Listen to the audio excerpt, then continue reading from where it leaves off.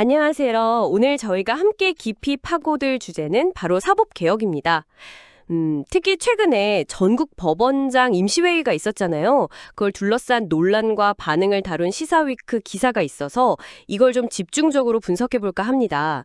정치권에서는 막 개혁해야 한다고 요구하고 사법부는 또 독립성을 지켜야 한다. 이렇게 팽팽히 맞섰는데 과연 법원장들은 어떤 메시지를 던졌을까요?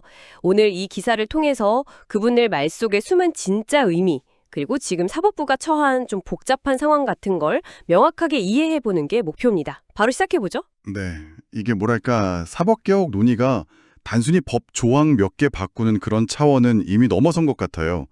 입법부하고 사법부 사이에 좀 묘묘한 긴장관계도 있고요. 그 밑바탕에는 사실 국민들의 사법 불신이 굉장히 깊게 깔려 있거든요. 이게 다 얽혀 있는 거죠. 오늘 저희가 볼 시사위크 기사가 바로 이 지점을 파고들고 있어요. 법원장들이 내놓은 발언들 있잖아요. 그 표면적인 의미 너머의 속뜻, 그러니까 행간을 읽어내는데 집중하고 있습니다. 그들의 언어가 뭘 드러내고 또 뭘 감추려고 하는지 이걸 파악하는 게 중요하다고 보는 거죠. 그렇죠. 일단 왜 지금 이 시점에 사법개혁이 이렇게 뜨거운 감자가 됐는지부터 좀 짚어봐야 할 것 같아요. 기사에서도 나오지만 정치권 압박도 있고 특히 많은 분들이 관심 가졌던 그 내란 재판의 공정성 시비 이런 문제들이 개혁 논의에 불을 붙인 결정적인 계기가 됐다. 뭐 이렇게 분석하더라고요. 맞습니다. 기사를 보면 현재 여론 지형 자체가 사법부에 대한 불신으로 상당히 기울어져 있다 이렇게 진단해요. 특히 기사가 구체적으로 짚은 사례들이 중요해요. 예를 들어서 내란 사건 관련 인사의 구속이 법원에서 취소된 점이라든지 네네. 한계점에 다다른 거죠. 그래서 이게 결국 사법개혁이라는 요구를 더 이상 거스를 수 없는 뭐랄까 시대적 흐름으로 만들었다 이런 분석입니다. 그런 상황에서 지난 9월 12일에 전국의 법원장들이 임시회의 때문에 모였다는 것 자체가 상당한 무게감이 있는 것 같아요. 여기서 나온 발언들이 오늘 저희 분석의 핵심인데요. 법원장들은 구체적으로 어떤 목소리를 냈나요? 기사 뉘앙스를 보니까 상당히 좀 조심스러운 분위기 같아요. 네, 기사에 따르면요. 회의에 참석한 법원장들은 거의 한 목소리로 사법부 독립이라는 원칙, 이걸 가장 중요하게 내세웠다고 합니다. 그러면서 동시에 신중한 검토, 그리고 충분한 공론화가 필요하다. 이 말을 계속 반복해서 강조했고요. 신중한 검토, 충분한 공론화. 네, 언뜻 들으면 굉장히 뭐랄까 합리적이고 균형 잡힌 태도처럼 보일 수 있잖아요. 근데 기사는 이 표면적인 발언 이면에 숨겨진 복잡한 맥락을 좀 더 날카롭게 보고 있어요. 기사는 그 신중론을 어떻게 해석하고 있나요? 그냥 원론적인 입장 표명은 아닌 것 같은데요. 바로 그 점입니다. 기사는 정치권의 강력한 개혁 압박, 심지어 조희대 대법원장 사퇴 요구까지 나오는 이런 민감한 시국에 법원장들이 내놓은 신중, 숙의, 공론화 같은 표현들 있잖아요. 이게 사실상 직접적인 반대는 피하면서도 개혁 속도를 늦추려는 의도가 담긴 일종의 모호함 뒤에 발톱을 숨긴 그런 전략일 수 있다고 분석해요. 모호함 뒤에 발톱을 숨겼다? 네. 그러니까 겉으로는 논의 필요성을 인정하는 것 같으면서도 실제로는 지금 상황에 대한 어떤 방어적인 자세를 취하고 있다. 이렇게 해석하는 거죠. 그러니까 그 모호함 자체가 일종의 계산된 스탠스일 수 있다. 이런 거네요. 그 의도를 읽는 게 중요하겠군요. 그렇다면 개별 개혁 쟁점들에 대해서는 그런 신중론이 구체적으로 어떻게 드러났는지 좀 보죠. 가장 논란이 뜨거운 이슈 중 하나인 대법관 증언 문제, 이거에 대해서는 어떤 입장이었습니까? 기사에 따르면요. 법원장들은 재판 지원 해소라는 개혁 명분 자체에는 공감하는 듯한 태도를 보였다고 해요. 아무래도 재판이 너무 오래 걸린다는 국민 비판을 의식하지 않을 수는 없었겠죠. 그렇죠. 하지만 동시에 사법제도 근간을 바꾸는 아주 중대한 문제다. 그러니까 충분한 사회적 논의, 또 공론화 과정이 필수적이다. 이렇게 명확하게 선을 그었다고 합니다. 이건 사실상 속도 조절이 필요하다는 점을 좀 에둘러서 강조한 셈이죠. 충분한 공론화라는 말 자체는 뭐 당연히 맞는 말인데 지금처럼 개혁 요구가 거센 상황에서는 어쩌면 시간을 벌려는 전략으로 읽힐 수도 있겠네요. 혹시 좀 흥미로운 지점은 없었나요? 흥미로운 대목이 있습니다. 기사에 따르면 일부 법관 그룹에서는 한 4명 정도 소규모 증언이 적정하다. 이렇게 상당히 구체적인 의견까지 제시했다고 해요. 오, 구체적인 숫자까지요. 네. 근데 여기서 중요한 건 그 뒤에 붙은 조건이에요. 단 사실심, 그러니까 1심과 2심 재판 역량을 강화하기 위한 인력과 예산 지원이 반드시 먼저 이루어져야 한다. 이런 전제를 달았다는 거죠. 조건이 붙었군요. 이건 어떻게 해석해야 할까요? 좀 복잡한데요? 바로 그 조건이 좀 역설적인 해석의 여지를 남기는 거예요. 조건을 달긴 했지만 이게 대법관 증언 필요성 자체를 법원 내부에서도 완전히 부정하지는 못하고 있다는 그런 증거로 읽힐 수 있다는 겁니다. 아, 필요성은 인정한다. 네, 사실심 강화라는 선결 조건 이걸 내세워서 증언 논의의 주도권을 좀 쥐려고 하면서도 증언 자체의 당위성은 어느 정도 인정하는 듯한 그런 미묘한 태도를 보였다는 거죠. 아, 그 부분이 정말 흥미롭네요. 조건을 달아서 방어하면서도 필요성 자체는 인정하는 듯한 모습이라. 그럼 다음 쟁점인 법관 평가제는 어떤가요? 이건 법관들 입장에서는 훨씬 더 민감할 것 같은데요. 판사들을 평가해서 공개하거나 인사에 반영한다니 독립성 침해 논란이 항상 따라붙잖아요. 네, 예상대로 이 부분에 대해서는 부정적인 기류가 쇄신 강했다고 기사는 전합니다. 심지어 위헌 가능성까지 거론하면서 반대 의사를 분명히 했다고 하는데요. 위헌 가능성까지요? 네, 근데 여기서도 좀 주목할 만한 건 표현 방식이에요. 전면 반대나 결사 반대 같은 아주 극단적인 표현 대신에 사법부의 독립성을 침해하지 않는 방식으로 신중하게 검토해야 한다.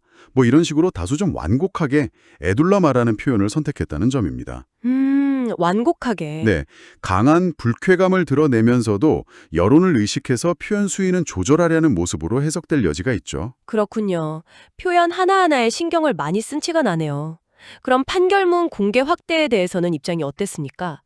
이건 국민의 알 권리, 또 투명성 측면에서 관심이 높은 사안인데요. 기사에서는 원칙적으로 찬성했다고 본 것 같던데요. 네, 맞습니다. 기사에 따르면 판결문 공개 확대 자체에 대해서는 원칙적으로 찬성한다는 입장을 밝혔다고 해요. 근데 여기서도 역시나 중요한 단서 조항이 붙습니다. 아, 또 조건이 붙었나요? 예. 개인의 사생활 보호하고 또 수사 기밀 보장을 위한 구체적인 방안 마련이 반드시 전제되어야 한다. 이런 조건을 달았다는 거죠.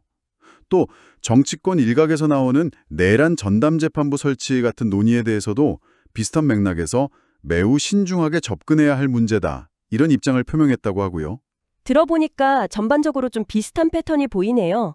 겉으로는 신중, 공론화, 원칙적 동의, 이런 합리적인 단어들을 쓰는데 실제로는 조건을 달거나 선결 과제를 제시하면서 개혁 속도를 조절하거나 방향에 영향을 미치려는 의도가 깔려있다 이런 느낌인데요. 네, 기사의 핵심적인 분석이 바로 그 지점을 향하고 있습니다. 법원장들이 개혁 요구에 대해서 명시적으로 반대한다. 이렇게 말을 못하고 있다는 점에 주목하는 거죠. 왜냐하면 이미 사법불신이 너무 깊어져서 개혁 자체를 정면으로 거부할 경우에 쏟아질 여론 비판을 감당하기 어렵다. 이런 현실적인 판단이 작용한 걸로 보여요. 그래서 조건부 동의라는 형식을 취하고 있다. 이런 분석입니다. 기사에서 이 조건부 동의 방식을 굉장히 흥미롭게 분석했던데요. A는 좋은데 그러려면 B가 먼저 되어야 한다. 이런 식의 화법 말이죠. 정확합니다. 기사가 예시로 든 것처럼 대법관 증언, 좋은데? 먼저 사실심부터 강화해야죠. 판결문 공개 확대, 필요하죠. 근데 개인정보 보호장치부터 완벽하게 갖춰야 합니다. 이런 식이에요. 기사는 이런 단서나 조건들이 결국 개혁의 필요성이라는 그 대의 자체를 정면으로 부정하지 못하고 있다는 강력한 증거라고 해석합니다. 즉, 개혁의 방향성 자체는 거스를 수 없다는 걸 인정하고 있다는 거죠. 그렇다면 왜 직접적으로 반대 목소리를 내지 못하고 이런 애둘러가는 화법을 택했을까요? 역시 여론 때문일까요? 기사는 그 핵심 배경으로 현재 극도로 악화된 사법불신 여론을 지목합니다. 아까 말씀드린 내란 재판 관련 논란들 이런 걸 거치면서 국민들에게 사법개혁은 이미 피할 수 없는 과제가 되었다. 이런 인식이 팽배하다는 거죠. 네, 그렇죠. 이런 분위기 속에서 법원장들이 개혁 자체에 대해서 노골적으로 NO! 이렇게 외칠 경우에 걷잡을 수 없는 여론의 역풍에 직면할 수 있다. 이런 우려가 크게 작용했을 거라는 분석입니다. 결국 사법부의 독립성, 삼권분립 원칙 이런 명분을 지키면서도 신중 검토, 공론화 같은 표현으로 일단 거센 비판 여론을 좀 관리하고 시간을 벌려는 상당히 고도의 정치적 전략일 수 있다. 이런 해석이네요. 네, 기사는 바로 그런 측면 때문에 이번 법원장 회의에서 나타난 태도를 두고 언어의 정치학이라는 평가가 지배적이라고 지적합니다. 사용된 단어 하나하나, 문장 하나하나가 단순한 의견 표명을 넘어서 여론 동향이나 정치적 상황을 고려한 전략적인 선택이었다. 이런 의미를 함축하는 거죠. 하지만 이런 법원장들의 태도에 대해서 비판적인 시각도 당연히 존재하겠죠. 기사 말미에 인용된 한 법학자 지적이 굉장히 날카롭던데요. 어떤 내용이었는지 다시 한번 짚어주시죠. 네, 그 법학자가 정말 핵심을 찌르는 비판을 했어요. 사법개혁 논의의 본질은 결국 국민 신뢰를 어떻게 회복할 거냐 이건데 이번 회의에서는 그에 대한 어떤 구체적인 대안이나 진솔한 자기 반성 이런 것보다는 좀 애매모호한 수사 뒤에 숨어서 시간을 벌려는 듯한 인상을 지울 수 없었다. 이렇게 꼬집었습니다. 시간을 버려는 인상? 네. 그리고 정말 중요한 말을 덧붙였는데요. 국민은 결국 과정에서의 화려한 언어가 아니라 최종적인 결과로 사법부를 평가할 것이라는 점을 강조했습니다. 아무리 말에 그럴듯하게 포장해도 실질적인 변화와 행동이 따르지 않으면 다 공허하다. 이런 일침이죠. 정말 따끔한 지적이네요. 기사 역시 비슷한 맥락에서 마무리하고 있죠. 법원장들이 내놓은 언어들이 방어막일 수도 있고 어쩌면 내부적인 변화에 고민을 담은 신호일 수도 있겠지만 결국 국민들이 진정으로 원하는 건 그런 모호한 해석의 여지가 있는 언어가 아니잖아요. 눈에 보이고 체감할 수 있는 신뢰 회복을 위한 실질적인 개혁 조치, 바로 그거라는 겁니다. 맞습니다. 사법부가 스스로 변화하려는 의지를 보이고 그걸 구체적인 행동으로 증명해낼 때만이 이 모든 사법개혁 논의가 진정한 의미를 찾을 수 있다. 이게 기사의 최종적인 메시지라고 할 수 있습니다. 결국 중요한 건 말이 아니라 행동이고 과정에 대한 설명보다는 결과로 보여줘야 하는 국민적 요구인 셈이죠. 오늘 저희는 시사위크 기사를 통해 사법개혁이라는 뜨거운 이슈를 둘러싼 전국 법원장들의 신중하면서도 좀 복잡 다단한 입장을 깊이 있게 들여다봤습니다. 사법부 독립과 신중론이라는 표면적인 외침 속에 숨겨진 속내, 그리고 조건부 동의라는 독특한 언어 전략을 통해서 현재 사법부가 얼마나 엄중한 상황에 놓여 있는지 또 어떤 고민을 하고 있는지를 엿볼 수 있는 시간이었습니다. 네, 오늘 분석을 통해 우리가 주목해야 할 점은 법원장들이 사용한 언어 그 자체가 아니라 그 언어가 앞으로 어떤 구체적인 행동으로 이어질 것인가 하는 점일 겁니다.